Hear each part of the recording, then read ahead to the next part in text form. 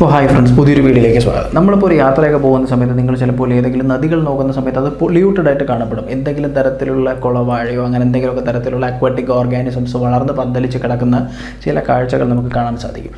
നമുക്കെല്ലാവർക്കും കോമൺ ആയിട്ട് അറിയുന്നൊരു കാര്യമാണ്, അതായത് ഈ ഇൻഡസ്ട്രിയിൽ നിന്നൊക്കെ വരുന്ന വേസ്റ്റ്, എന്തെങ്കിലും തരത്തിലുള്ള വേസ്റ്റ് വാട്ടർ എന്ന് പറയുന്നത് നദികളിലേക്ക് തള്ളിവിടുന്നത് കൊണ്ടാണ് ഇത്തരത്തിൽ ഇത് അഴുക്കായി മാറുന്നത് എന്ന് പറയപ്പെടുന്നു. പക്ഷേ നിങ്ങൾ എപ്പോഴെങ്കിലും ചിന്തിച്ചിട്ടുണ്ട് എന്തുകൊണ്ടാണ് ഈ നദികളിലേക്ക് ഇതിനെ തള്ളിവിടുന്നത്? അതിനെക്കുറിച്ചാണ് ഇന്നത്തെ വീഡിയോ ഞാൻ കവർ ചെയ്യുന്നത്. ഈ നദികളിലേക്ക് ഈ വേസ്റ്റ് വാട്ടറിനെ തള്ളിവിടുന്നതിന് ഒരൊറ്റ കാരണമേ ഉള്ളൂ, അതായത് വെള്ളത്തിൻ്റെ ഒരു കഴിവാണ്. അതായത് ഒരു മാന്ത്രിക ശക്തി എന്നൊക്കെ വേണമെങ്കിൽ നമുക്ക് പറയാം, സെൽഫ് പ്യൂരിഫിക്കേഷൻ എന്ന് പറയും. അതായത് മലിനമാക്കപ്പെടുന്ന വെള്ളം വീണ്ടും സ്വന്തം കഴിവുകൊണ്ട് അത് പൂർവ്വസ്ഥിതിയിലേക്ക് തിരിച്ചു വരുന്നു. ചുമ്മാ നമുക്ക് വെള്ളത്തിലോട്ടൊന്നും ഒഴുക്കി വിടാൻ പറ്റില്ല, അതിന് കുറേ കണ്ടീഷൻസ് സാറ്റിസ്ഫൈ ചെയ്യണം. അപ്പോൾ അതിനെക്കുറിച്ചൊക്കെയാണ് ഇന്നത്തെ വീഡിയോയിൽ കവർ ചെയ്യുന്നത്.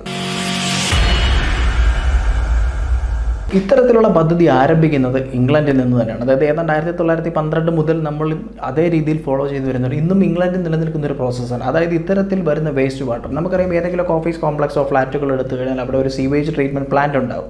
അതായത് ഈ വരുന്ന വേസ്റ്റ് വാട്ടറിനെ എല്ലാത്തിനെയും കൂടെ അവരൊരു ചേമ്പറിൽ കളക്ട് ചെയ്തതിന് ശേഷം അവരുടെ കെമിക്കൽ പ്രോപ്പർട്ടീസ് ചെക്ക് ചെയ്ത് അതിനെ വെള്ളത്തിലോട്ട് ഒഴുക്കി വിടാൻ പാകത്തിന് മാറ്റിയെടുക്കുന്ന പ്ലാന്റാണ് സീവേജ് ട്രീറ്റ്മെൻറ്റ് പ്ലാന്റ് എന്ന് പറയുന്നത്. സോ ഇത്തരത്തിൽ ആ വരുന്ന വേസ്റ്റ് വാട്ടറിൻ്റെ ക്വാളിറ്റീസ് അല്ലെങ്കിൽ അതിൻ്റെ കെമിക്കൽ ക്യാരക്ടറൈസ് ചെക്ക് ചെയ്തതിന് ശേഷം മാറ്റങ്ങൾ വരുത്തി വെള്ളത്തിലേക്ക് ഒഴുക്കി വിടുന്നു. അപ്പോൾ ഇതിനെയൊക്കെ ബേസ് ചെയ്ത് നിൽക്കുന്നത് ഒരു ഡൈല്യൂഷൻ ഫാക്ടർ എന്നൊക്കെ പറയും. അതായത് നമ്മൾ ഒഴുക്കി വിടുന്ന വെള്ളത്തിൻ്റെ ഓക്സിജൻ്റെ അളവും നമ്മൾ ട്രീറ്റ് ചെയ്ത് വച്ചിട്ടുള്ള സീവേജ് വാട്ടറിൻ്റെ ഓക്സിജൻ്റെ അളവും തമ്മിലുള്ളൊരു റേഷ്യോ. അപ്പോൾ അതിൻ്റെ അടിസ്ഥാനത്തിൽ അതിപ്പോൾ നോക്കുകയാണെന്നുണ്ടെങ്കിൽ 500 മുകളിലൊക്കെ വാല്യൂ വരാണെന്നുണ്ടെങ്കിൽ കുഴപ്പമില്ല, നമുക്ക് ധൈര്യമായിട്ട് വെള്ളത്തിലേക്ക് ഈ പറയുന്ന വേസ്റ്റ് വാട്ടറിനെ ഒഴുക്കി വിടാം. ഇല്ല എന്നുണ്ടെങ്കിൽ നമ്മളത് ട്രീറ്റ് ചെയ്യേണ്ടതായിട്ട് വരും. ഇതിൽ തന്നെ പല രീതിയിലുള്ള കണക്കുകൾ സൂചിപ്പിക്കുന്നത്, അതായത് നമ്മളൊരു വെള്ളം എടുത്തു കഴിഞ്ഞാൽ അതിനകത്തുള്ള എന്തൊക്കെ കെമിക്കൽസ് അടങ്ങിയിട്ടുണ്ട്. അതായത് ഇപ്പോൾ ഒരു എക്സാമ്പിൾ എടുക്കുകയാണെന്നുണ്ടെങ്കിൽ സൾഫർ ആയിരുന്നാലും ഫോസ്ഫറസ് ആയിരുന്നാലും ഇപ്പോൾ ബ്രോമൈഡ്, ആംഗൈഡ്, അങ്ങനെ പല തരത്തിലുള്ള കെമിക്കൽസ് ഉണ്ട്. ഇതിനെല്ലാത്തിലും ഒരു പെർമിസിബിൾ വാല്യൂ ഉണ്ട്, അതിൽ കൂടുതൽ ഒരിക്കലും വരാൻ പാടില്ല. അപ്പോൾ ഇത്തരത്തിൽ ഇന്ത്യ ഗവൺമെൻറ് 1986 എൻവയോൺമെൻറ്റൽ ലോ പറയുന്നതനുസരിച്ച്, എൻവയോൺമെൻറ്റൽ ആക്ട് പറയുന്നതനുസരിച്ച് ഇതെല്ലാം പരാമർശിക്കുന്നുണ്ട്. സോ ഇത്തരത്തിൽ BBAS, നമുക്കറിയാം ബ്യൂറോ ഓഫ് ഇന്ത്യൻ സ്റ്റാൻഡേർഡ്സ് എന്ന് പറയുന്നത് ഒരു കണക്ക് തന്നെ സൂചിപ്പിക്കുന്നുണ്ട്. അപ്പോൾ അതിനകത്ത് ഓരോ സംസ്ഥാനങ്ങൾക്ക് ഇത് മാറിക്കൊണ്ടേയിരിക്കുന്നു. അതായത് നമ്മൾ കേരളമായിരുന്നാലും കർണാടക, മധ്യപ്രദേശ്, UP ഇവരൊക്കെ ആണെന്നുണ്ടെങ്കിൽ അവരുടേതായിട്ടുള്ള കണക്കുകൾ ഗവൺമെൻറ്റിന് കൊടുത്തിട്ടുണ്ട്. അതിൽ കൂടുതൽ അളവിലുള്ള വേസ്റ്റ് വാട്ടർ അല്ലെങ്കിൽ ആ കെമിക്കൽസ് ഒരിക്കലും വെള്ളത്തിൽ തള്ളില്ല എന്നുള്ളൊരു ഉറപ്പ്. പക്ഷേ എന്നിരുന്നാലും ഞാൻ പറഞ്ഞതുപോലെ വേസ്റ്റ് വാട്ടറിനെ നമുക്ക് ചുമ്മാ എടുത്ത് വെള്ളത്തിലോട്ട് തള്ളിവിടാൻ പറ്റില്ല. അവിടെയും കുറച്ച് കണ്ടീഷൻസ് നമ്മൾ നോക്കണം. സോ അതൊന്നും നമ്മുടെ നാട്ടിൽ ഫോളോ ചെയ്യുന്നു എന്ന് എനിക്ക് തോന്നുന്നില്ല. പക്ഷേ നിങ്ങൾ അറിഞ്ഞിരിക്കാൻ വേണ്ടിയിട്ടാണ് ഈ കണ്ടീഷൻസ് ഞാൻ പറയുന്നത്. അപ്പോൾ ഇതിനകത്തുള്ള പോയിന്റ്സ് എന്ന് പറയുന്നത്, നമ്മൾ ഈ ട്രീറ്റ് ചെയ്ത് കൊണ്ട് തള്ളുന്ന സ്വീവേജിന് അധികം പ്രായം പാടില്ല. അതായത് 4 മുതൽ 5 മണിക്കൂർ വരെ മാത്രം പ്രായമുള്ള അല്ലെങ്കിൽ അത്രയും പഴക്കമുള്ള സ്വീവേജിനെ മാത്രമേ കൊണ്ട് തള്ളാവൂ. അല്ലെങ്കിൽ 2-3 ദിവസത്തെ പഴക്കമുള്ള സീവേജ് ഒരിക്കലും കൊണ്ട് തള്ളാൻ പാടില്ല. കാരണം ഒരുപാട് കെമിക്കൽ പ്രോപ്പർട്ടീസിൽ ചേഞ്ച് വരും. മാത്രമല്ല, നമ്മൾ കൊണ്ട് തള്ളുന്ന വെള്ളത്തിൽ അല്ലെങ്കിൽ ഏത് നദിയിലോട്ടാണ് വിടുന്നത് അവിടെ ആവശ്യത്തിന് ഓക്സിജൻ ഉണ്ടെന്ന് ഉറപ്പുവരുത്തിയതിന് ശേഷം മാത്രമേ തള്ളിവിടാവൂ. ഇനി നദികളിൽ എപ്പോഴും ഒഴുക്കുണ്ടായിരിക്കണം. ഒഴുക്കില്ലാത്ത സ്ഥലത്താണ് തള്ളിവിടുന്നതെങ്കിൽ വെള്ളം കെട്ടിനിന്ന് പല തരത്തിലുള്ള അസുഖങ്ങൾ ഉണ്ടാക്കാനുള്ള സാധ്യതയുണ്ട്. അതുകൊണ്ട് ഒഴുക്കുള്ള വെള്ളം മാത്രമായിരിക്കണം. അതുപോലെ തന്നെ ഒരു തരത്തിലുള്ള ട്രാൻസ്പോർട്ടേഷനും ഇല്ലാത്ത നദികളിലായിരിക്കണം ഇത് ഒഴുക്കി വിടേണ്ടത്. അല്ലെങ്കിൽ ആ പ്രദേശം എവിടെയാണോ ഡിസ്ചാർജ് ചെയ്ത് പുറന്തള്ളുന്നത് അവിടെ നാവിഗേഷൻ പാടില്ല. ഇനി അതുപോലെ തന്നെ ഏറ്റവും ഇമ്പോർട്ടൻ്റ് ആയിട്ടൊരു കാര്യമാണ് കുടിവെള്ളം എടുക്കുന്ന സ്ഥലം. ഇപ്പോൾ സിറ്റികളിലോട്ട് സപ്ലൈ ചെയ്യാനായിട്ടായിരുന്നാലും എവിടെ നിന്നായാലും നദികളിൽ നിന്ന് വെള്ളം എടുക്കുന്ന സമയത്ത് എവിടെ നിന്നാണോ ഈ പറയുന്ന വെള്ളം പമ്പ് ചെയ്യാൻ എടുക്കുന്നത് ആ പരിസരത്തെങ്ങും സീവേജ് അല്ലെങ്കിൽ ഈ പറയുന്ന വേസ്റ്റ് വാട്ടർ ഇടാൻ പാടില്ല. സോ ഇത്തരത്തിലുള്ള കണ്ടീഷൻ സാറ്റിസ്ഫൈ ചെയ്തിട്ടായിരിക്കണം വെള്ളത്തിലോട്ട് നമ്മൾ ഒഴുക്കി വിടേണ്ടതെന്ന് പറയുന്നുണ്ട്. പക്ഷേ നമ്മുടെ നാട്ടിൽ അത്രയൊന്നും കണ്ടുവരാറില്ല. കാരണം ഏറ്റവും വലിയൊരു എക്സാമ്പിളാണ് ചാലിയാർ എന്ന് പറയുന്നത്. ഏറ്റവും പൊല്യൂട്ടഡ് ആയിട്ടുള്ള, അതായത് ഒരു ക്ലേ ഫാക്ടറിയിൽ നിന്ന് വരുന്ന ഈ പറയുന്ന കെമിക്കൽസ് എല്ലാം കൊണ്ടുവന്നിട്ട് ആ നദിയെ നശിപ്പിച്ച് കളഞ്ഞു എന്ന് അവിടെയുള്ള നാട്ടുകാർക്കൊക്കെ അറിയാവുന്ന ഒരു കാര്യമാണ്. ഇനി ഇതിന് മറ്റൊരു സോഴ്സ് എന്ന് പറയുന്നത് ഈ പറയുന്ന വേസ്റ്റ് വാട്ടറിനെ നമുക്ക് കരയിലേക്ക് ഒഴുക്കി വിടാം. കാരണം എന്താണ്, ഇറിഗേഷൻ പർപ്പസിന് വേണ്ടി ഉപയോഗിക്കാം. പക്ഷേ അത് ചിലവ് കൂടിയതായതുകൊണ്ടും അതിൻ്റെ പുറകെ മെനക്കെട്ട് നടന്നു കഴിഞ്ഞാൽ പ്രത്യേകിച്ച് ഗുണമൊന്നുമില്ല എന്നുള്ളത് കൊണ്ടുമാണ് നമ്മുടെ ഗവൺമെൻറ് എന്ത് ചെയ്യുന്നത്, വെള്ളത്തിലോട്ട് ഈ പറയുന്ന വേസ്റ്റ് വാട്ടറിനെ ഡിസ്ചാർജ് ചെയ്ത് വിടുന്നത്. ഈ ഒഴുക്കി വിടുന്ന സമയത്ത് ഇത്രയും കണ്ടമാനം അഴുക്ക് വെള്ളം ഈ പറയുന്ന നദികളിലേക്ക് വീഴുന്ന സമയത്ത് ആ നദി നശിച്ചു പോകില്ലേ എന്നൊരു ചോദ്യം വരും. ഇനി ഇതിൻ്റെ സ്റ്റേജുകളാണ് ഞാൻ പറയുന്നത്. അതായത് ഒരു നദി ഈ പറയുന്ന പോലെ ജീർണാവസ്ഥയിൽ പോയിട്ട് വീണ്ടും അതിൻ്റെ പ്രതാപകാലത്തേക്ക് തിരിച്ചു വരുന്ന ഓരോരോ സോണായിട്ടാണ് ഇനി ഞാൻ നിങ്ങളുടെ അടുത്ത് പറയുന്നത്. ഇതിൽ ആദ്യം വരുന്ന സോൺ എന്ന് പറയുന്നത് സോൺ ഓഫ് ഡീഗ്രഡേഷൻ അല്ലെങ്കിൽ സോൺ ഓഫ് പൊല്യൂഷൻ എന്ന് പറയും. സോൺ ഓഫ് പൊല്യൂഷൻ എന്ന് വേറെ ഒന്നുമല്ല, ഈ പറയുന്ന വേസ്റ്റ് വാട്ടർ കൊണ്ടുവന്ന് തള്ളുന്ന സമയത്ത് ആ പറയുന്ന നദി അത് നശിക്കും. അതിൻ്റെ കളറെല്ലാം മാറും. അതായത് വളരെ തിക്കായിട്ടുള്ള നമ്മൾ ഈ കാണുന്ന പോലത്തുള്ള ഡാർക്കായിട്ടുള്ളൊരു കളറായിട്ട് മാറും. അതുപോലെ തന്നെ അതിനകത്ത് നിലവിൽ എത്രയാണോ അക്വാട്ടിക് ഈ പറയുന്ന മീനിനായിരുന്നാലും എല്ലാവർക്കും എടുക്കാനുള്ള ഓക്സിജൻ്റെ അളവ് എത്രയാണോ അത് താരതമ്യേന കുറയും. ഏതാണ്ട് 40% കുറഞ്ഞു വരികയും ചെയ്യും. കാർബൺ ഡൈ ഓക്സൈഡ് എന്ന് പറയുന്ന കണ്ടൻറ്റ് കൂടി വരും. മാത്രമല്ല അവിടെ പ്രസൻ്റ് ആയിട്ടുള്ള ആൽഗെ പോലുള്ള സംഭവങ്ങൾ നശിച്ചു പോകും. പക്ഷേ എന്നിരുന്നാലും മീനിൻ്റെ ആ ഒരു ആയുസ്സിന് വലിയ മാറ്റം വരത്തില്ല. കാരണം ഫിഷിന് അല്ലെങ്കിൽ മീനുകൾക്ക് നിലനിന്ന് പോകാനുള്ള ഓക്സിജൻ അവിടെ അപ്പോഴും ഉണ്ടാകും. സോ ഈ ഒരു സോണാണ്, അതായത് ആദ്യത്തെ സ്റ്റേജാണ് ഇത് പറയുന്നത്. ഇനി രണ്ടാമത്തെ സോണായിട്ട് പറയുന്നത് zone of active decomposition. Zone of active decomposition എന്ന് പറഞ്ഞു കഴിഞ്ഞാൽ നേരത്തെ ഞാൻ പറഞ്ഞത് ഒരു 40% മാത്രമായിരുന്നു ഓക്സിജൻ്റെ കുറവുണ്ടായിരുന്നു. പക്ഷേ ഇവിടെ എന്ന് പറഞ്ഞു കഴിഞ്ഞാൽ ഓക്സിജൻ തീർത്തും ഇല്ലാതാകും. അതായത് വെള്ളത്തിൻ്റെ കളർ തന്നെ മാറി ഒരു ഗ്രേയിഷ് ആയിട്ടുള്ള, നേരത്തെ ഉണ്ടായിരുന്നതിൽ നിന്നും കുറച്ചുകൂടി ഡാർക്കായിട്ടുള്ള കളറിലോട്ട് മാറുന്നു.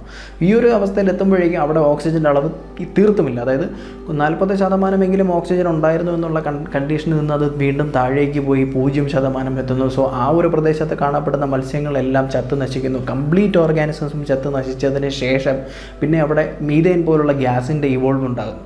കാർബൺ ഡൈ ഓക്സൈഡിൻ്റെ കണ്ടൻറ്റ് കൂടുന്നു, മീഥേൻ കണ്ടൻറ്റ് കൂടുന്നു. സോ ഈ പ്രോസസ്സ് കുറച്ച് കഴിഞ്ഞതിന് ശേഷം അവിടെ റീ എയറേഷൻ പ്രോസസ്സ്, അതായത് നമ്മുടെ പ്രകൃതിക്ക് മുകളിൽ, അതായത് ഈ നദിക്ക് മുകളിൽ ഉള്ള അറ്റ്മോസ്ഫിയറിൽ നിന്നുള്ള ഓക്സിജൻ താഴേക്ക് ഇറങ്ങി ചെല്ലുന്നു. സോ അതുവഴി 0 എന്ന് പറയുന്ന ലെവലിൽ നിന്ന് വീണ്ടും പഴയതുപോലെ 40% ഓക്സിജൻ എന്നുള്ള കണക്കിൽ വീണ്ടും എത്തിച്ചേരുന്നു. പിന്നെ മാത്രമല്ല ഈ ഒരു സോണിൻ്റെ മറ്റൊരു പ്രത്യേകത എന്ന് പറഞ്ഞാൽ അനയറോബിക് പ്രോസസ്സ്, അതായത് ഓക്സിജൻ്റെ സഹായമില്ലാതെ തന്നെ ജീവിക്കാൻ കഴിവുള്ള ബാക്ടീരിയ അല്ലെങ്കിൽ ഫംഗസ് ഇത്തരമുള്ള സാധനങ്ങൾ ഇവിടെ ബന്ധപ്പെടാനുള്ള സാധ്യതയുണ്ട്. അതുകൊണ്ട് തന്നെ എന്താണ് ഒരു ജീർണിച്ച അവസ്ഥയിലായിരിക്കും ഈ നദി പിന്നീട് കാണപ്പെടുന്നത്. അതായത് അവിടെയുള്ള ഇലകൾ എന്തെങ്കിലുമൊക്കെ വീഴുകയാണെങ്കിൽ അത് നശിച്ച് കാർബൺ ഡൈ ഓക്സൈഡ് മീഥേനുമായിട്ടൊക്കെ ഗ്യാസ് ഇവോൾവ് ചെയ്ത് അതായത് ഒരു പൂർണ്ണമായിട്ട് നശിച്ചൊരവസ്ഥയിലായിരിക്കും കാണപ്പെടുന്നത്. ഇനി മൂന്നാമത്തെ സോൺ എന്ന് പറയുന്നത് സോൺ ഓഫ് റിക്കവറി, ഏറ്റവും ഇമ്പോർട്ടൻ്റ് ആയിട്ടുള്ള സോണാണ്. ഞാൻ നേരത്തെ പറഞ്ഞതുപോലെ അറ്റ്മോസ്ഫിയറിൻ്റെ സഹായത്തോടു കൂടി ഓക്സിജൻ ഇങ്ങോട്ട് ഇറങ്ങി ചെല്ലുന്ന ഒരു പ്രോസസ്സ് ഇവിടെ ആരംഭിക്കുന്നു. ഈ പറഞ്ഞ പോലെ വൃത്തികേടായിട്ട് അല്ലെങ്കിൽ ഈ പറഞ്ഞ കൊതുകിൻ്റെ കൂത്താടി ആയിരുന്നാലും ശരി, അങ്ങനെയുള്ള കാര്യങ്ങളൊക്കെ ആയിരുന്നാലും ശരി, ഈ പറയുന്ന ഓക്സിജൻ്റെ അളവ് ഇതിലോട്ട് കൂടുതൽ വരുന്നതിനനുസരിച്ച് ഇവയെല്ലാം നശിച്ചു പോകും.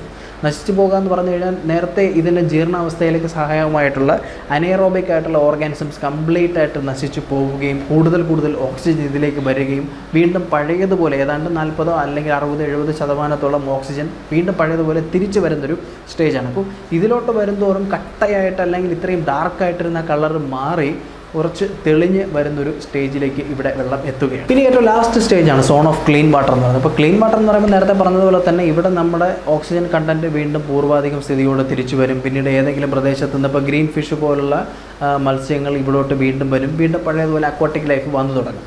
ഞാൻ നേരത്തെ പറഞ്ഞതുപോലെ അക്വാട്ടിക് ലൈഫ് വന്നു തുടങ്ങുമ്പോൾ അവർക്ക് ശ്വസിക്കാൻ ആവശ്യമായിട്ടുള്ള ഓക്സിജൻ ഉറപ്പായിട്ടും ഉണ്ടാകും. പക്ഷേ എന്നിരുന്നാലും വെള്ളം പൂർണ്ണമായിട്ടും ക്ലിയർ ആണ് എന്ന് പറയാൻ പറ്റില്ല. നമുക്കൊരിക്കലും ആ ഒരു വെള്ളത്തെ എടുത്ത് ഡയറക്റ്റായിട്ട് കൊണ്ടുപോയി കുടിക്കാനും പറ്റില്ല.